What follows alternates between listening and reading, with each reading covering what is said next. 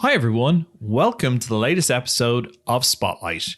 In this episode, we're going to do a full walkthrough of Command Control, and we're going to focus on the 4 key innovations of Command Control. Those 4 key innovations are our ChatGPT integration for process identification, DVR playback, our switch functionality, and protocol mirroring. Let's get started. This gives you an overview of all the machines in your environment. This tells you that the machine is licensed. It tells you the name of the machine. It tells you the agent version and when it was last seen in the console.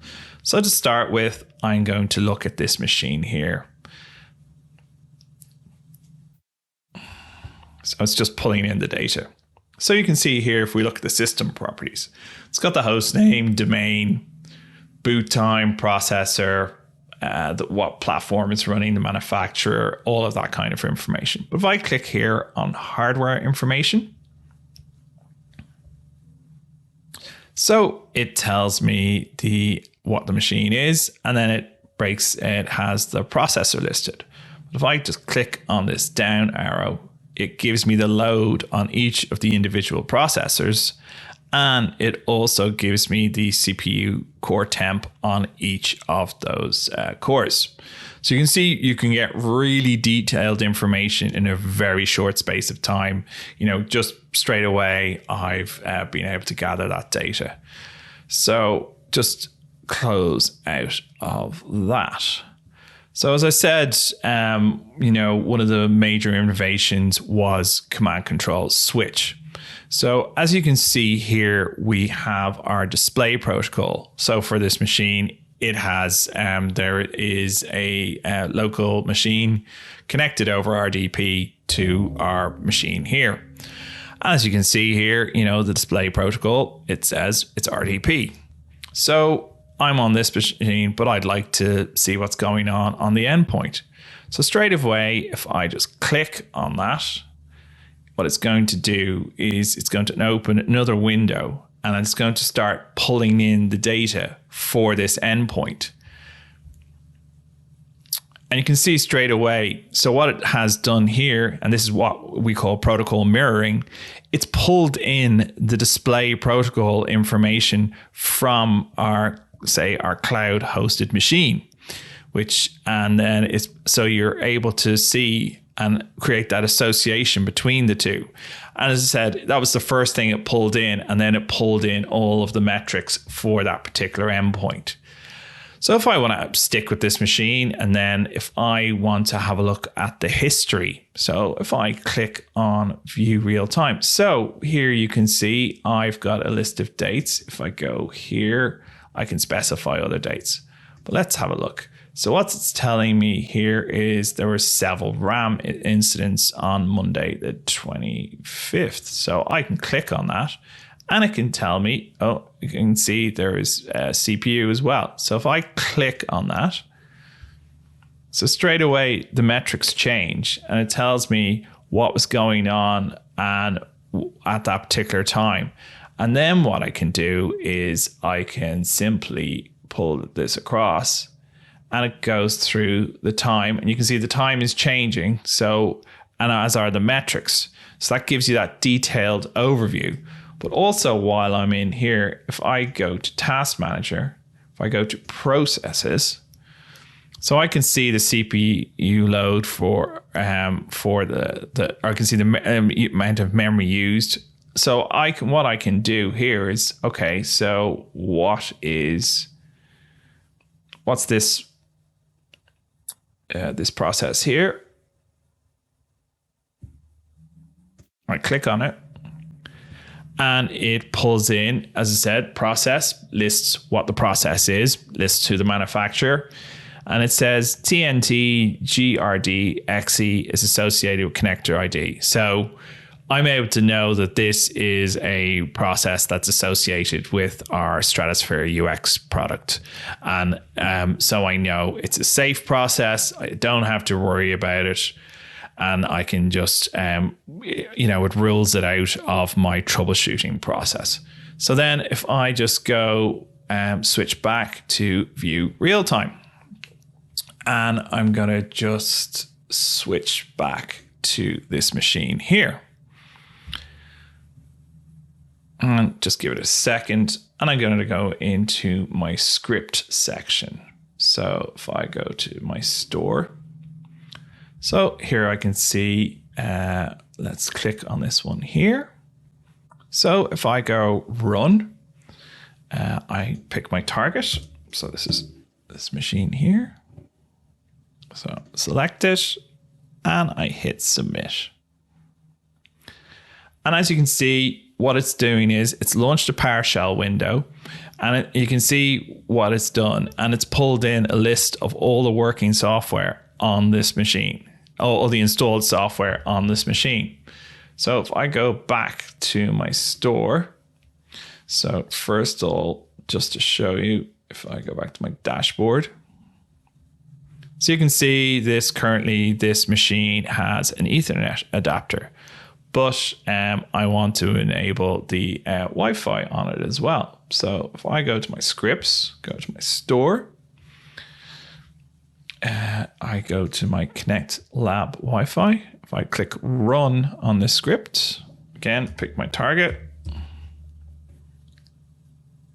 And there we go. And if I hit submit, so immediately starts running.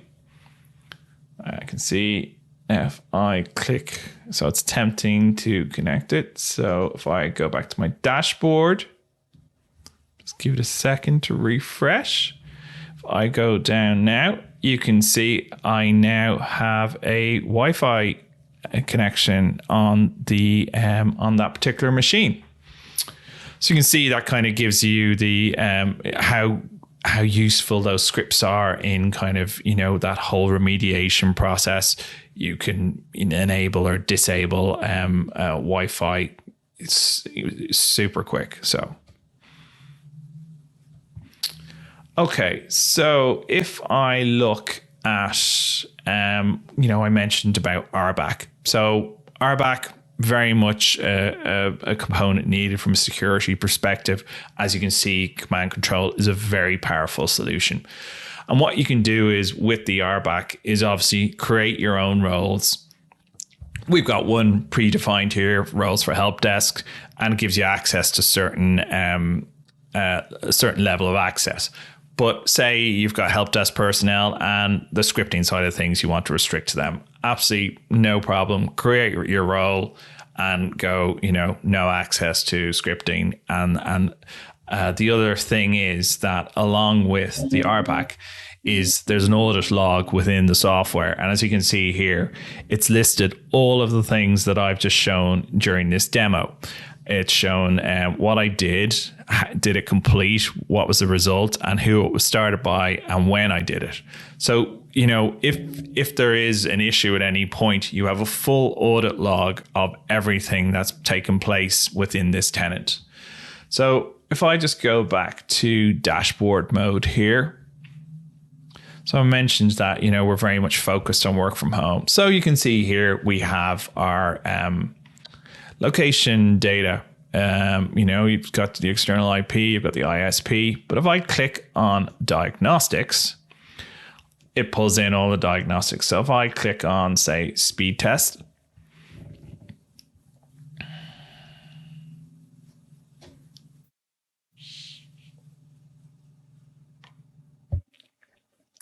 it starts running standard speed test. So immediately that will help you in that whole diagnostic process around, is the issue with the end user's Wi-Fi? Obviously, we can see here, there's absolutely no issue here with Wi-Fi whatsoever. So we can just go back to our dashboard view. And then, you know, just to show you, if we go to our script store,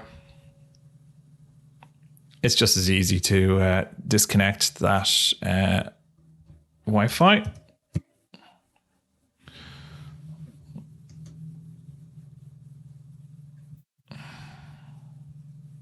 So again, that's my target machine, and I'll hit submit. And if I go back to my dashboard,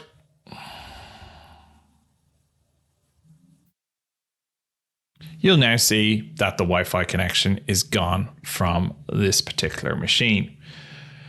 So as you can see, it's very easy to put all to kind of get all of the kind of metrics you need for your troubleshooting process, and it's very easy. You can even, the other thing is obviously because these are DAS and VDI hosts, you might want to pinpoint a particular user and they might be connected to several machines. Well, this can help you pinpoint because we give you an overview of the UPN of the user and the machine they're associated with.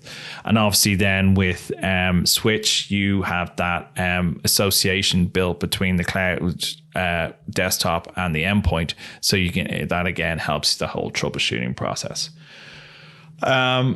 So we do have, we have obviously online help. We have a Slack community. We will send you all of those details. If you've got any feature requests, you can within the console suggest those features and send it through to us for review, and we'll look at it and see if we want to improve the solution. Obviously, there's going to be lots to come with it going forward. But that's just been a brief overview of kind of the 4 key innovations, which we're very excited about, and also just to kind of how to get around the solution. So thank you very much for your time.